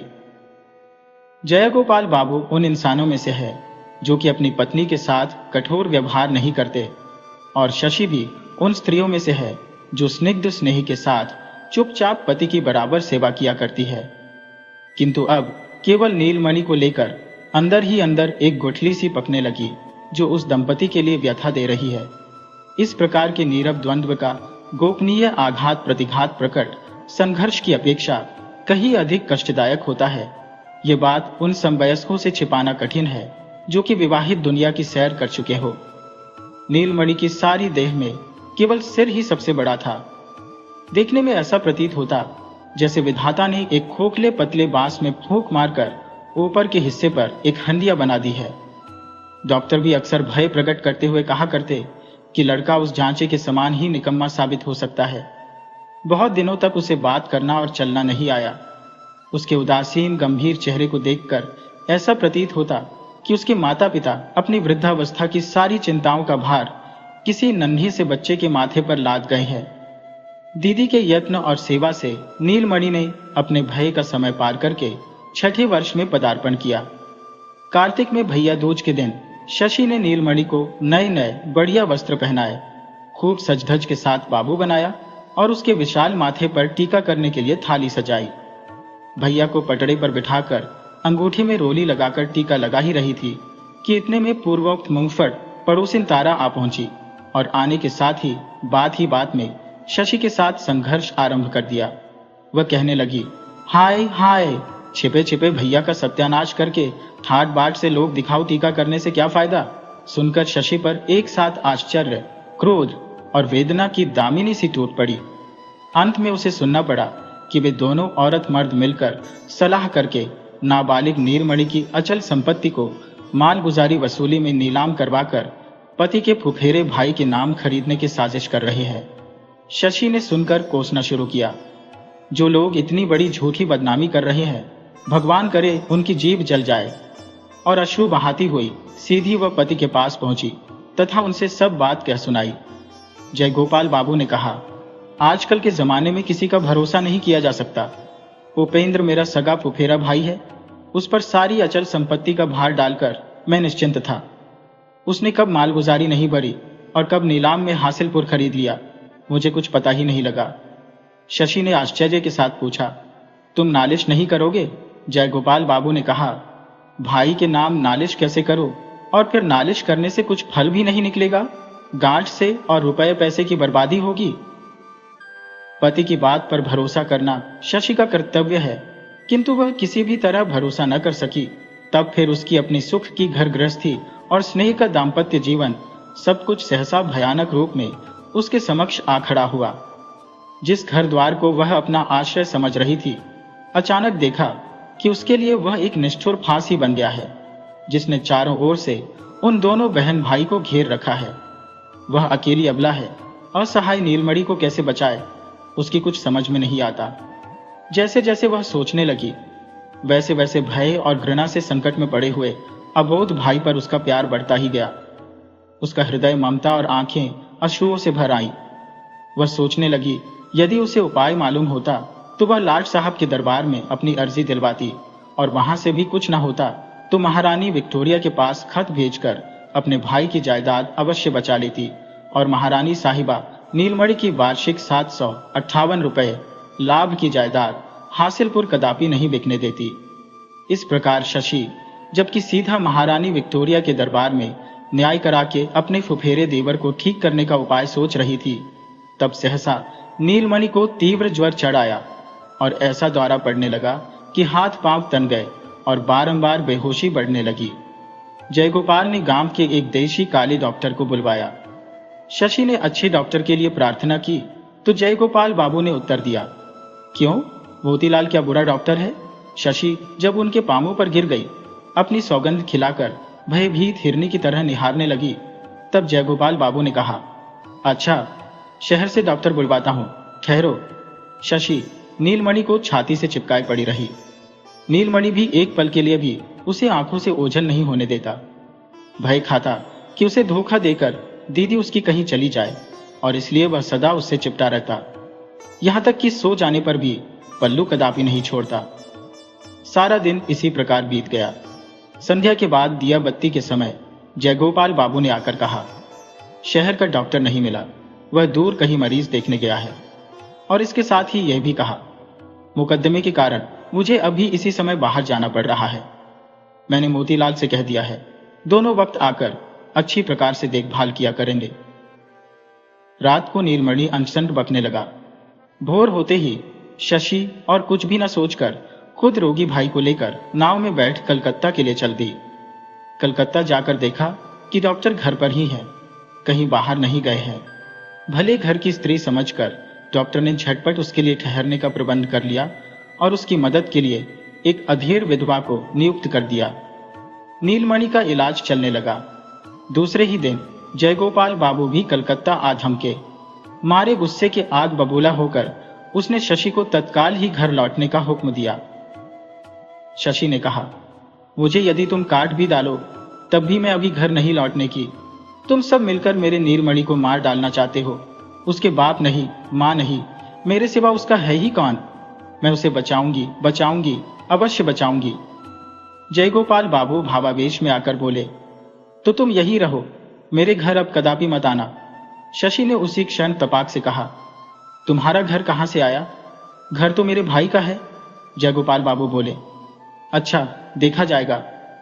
कुछ दिनों तक इस घटना को लेकर मोहल्ले के लोगों में चुहलबाजी न चलती रही। अनेक वाद विवाद होते रहे। तभी पड़ोसिन तारा ने कहा, अरे, खसम के साथ लड़ना ही हो तो घर पर रहकर लड़ो ना, जितना लड़ना हो। घर छोड़कर बाहर लड़ने झगड़ने की क्या जरूरत? कुछ भी हो, आखिर है तो अपना घर वाला ही। हाथ में जो कुछ जमा पूंजी थी सब खर्च करके, आभूषण आदि जो कुछ भी थे सब बेचकर किसी प्रकार शशि ने अपने नाबालिग भाई को मौत के मुंह से निकाल लिया। और तब उसे पता लगा कि द्वार गांव में उन लोगों की जो बड़ी भारी खेती की जमीन थी और उस पर उनकी पक्की हवेली भी थी, जिसकी वार्षिक आय लगभग 1.5 सहस्त्र थी, वह भी जमींदार के साथ मिलकर जय गोपाल बाबू ने अपने नाम करा ली है। अब सारी अचल संपत्ति उसके पति की है। भाई का उसमें कुछ भी हक नहीं रहा है। रोग से छुटकारा मिलने पर नीलमणि ने करोड़ स्वर में कहा, दीदी घर चलो।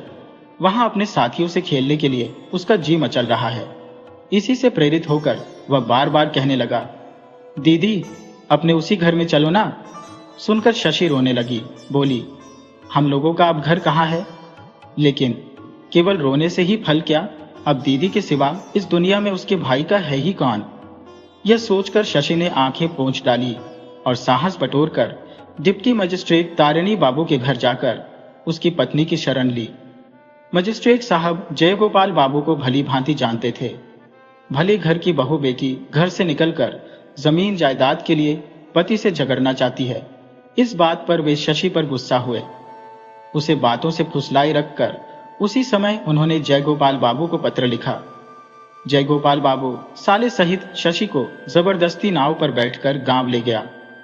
इस दंपति का द्वितीय विच्छेद के बाद फिर वह द्वितीय मिलन हुआ। जन्म जन्म का साथ, सृष्टिकर्ता का विधान जो ठहरा। बहुत दिनों बाद घर लौटकर पुराने साथियों को पाकर नीलमणि बहुत खुश हुआ, आनंद पूर्वक घूमने फिरने लगा। उसकी निश्चिंत खुशी को देखकर भीतर ही भीतर शशि की छाती फटने लगी। शरद ऋतु आई। मजिस्ट्रेट साहब गांवों में छानबीन करने दौरे पर निकले और शिकार करने के लिए जंगल से सटे हुए एक गांव में तंबू तन गए। गांव के मार्ग में साहब के साथ नीलमणि की भेंट हुई। उसके सभी साथी साहब को देखकर दूर हट गए। निरीक्षण करता रहा। न जाने साहब को उससे कुछ दिलचस्पी हुई। उसने पास बुलाकर पूछा, तुम स्कूल में पढ़ते हो? बालक ने चुपचाप खड़े रहकर सिर हिला दिया। हाँ, साहब ने पूछा, कौन सी पुस्तक पढ़ते हो? नीलमणि यह पुस्तक शब्द का मतलब न समझ सका, अतः साहब के मुंह की ओर देखता रहा। घर पहुंचकर नीलमणि ने साहब के साथ अपने इस परिचय की बात खूब उत्साह के साथ दीदी को बताई। दोपहर को अचकन, पाजामा, पगड़ी आदि बांधकर जयगोपाल बाबू साहब का अभिवादन करने के लिए पहुंचे। साहब उस समय तंबू के बाहर खुली छाया में कैंप मेज लगाए बैठे थे।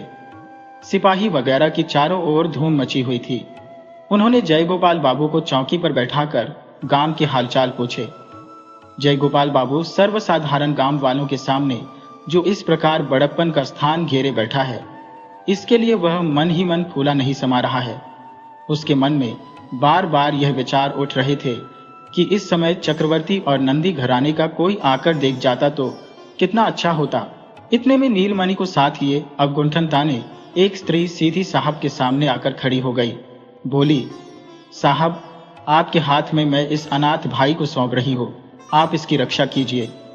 साहब पूर्व परिचित गंभीर प्रकृति वाले बालक को देखकर उसके साथ वाली स्त्री को भले घर की बहू बेटी समझकर उसी क्षण उठ के खड़े हो गए।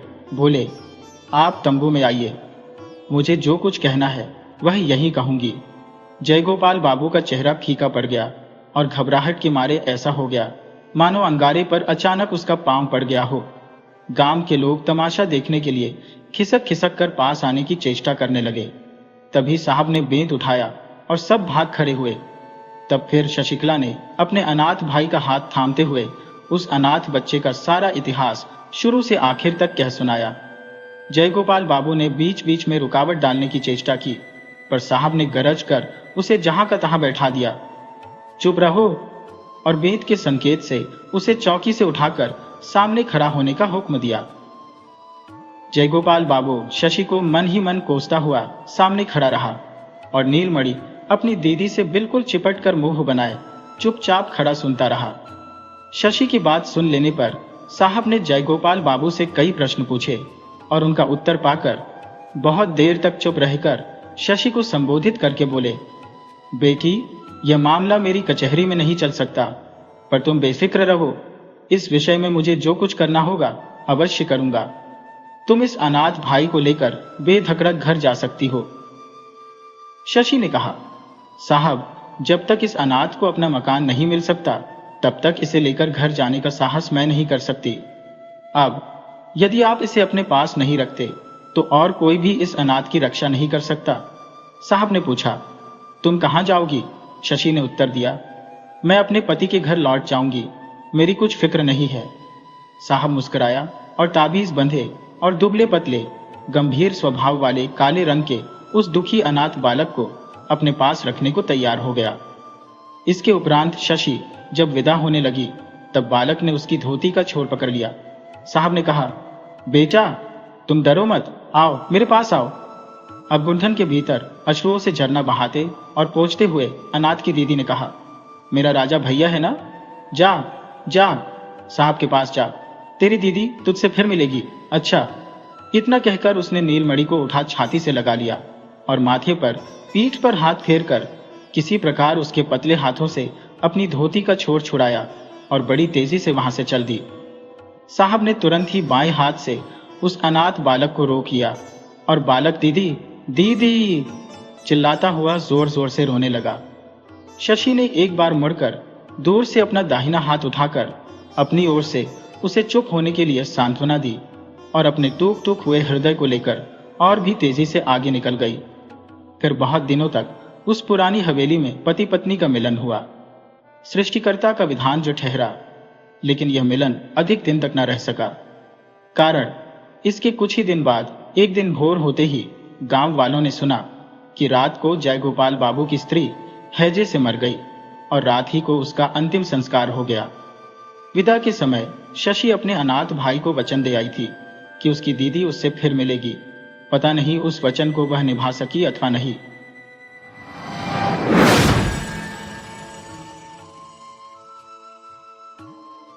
वीडियो अच्छी लगे हो तो इसे लाइक करें और ऐसी ही मज़ेदार कहानियों के लिए चैनल को सब्सक्राइब करें और बेल आइकन दबाएं। ज़्यादा से ज़्यादा अपने दोस्तों को शेयर करें। धन्यवाद।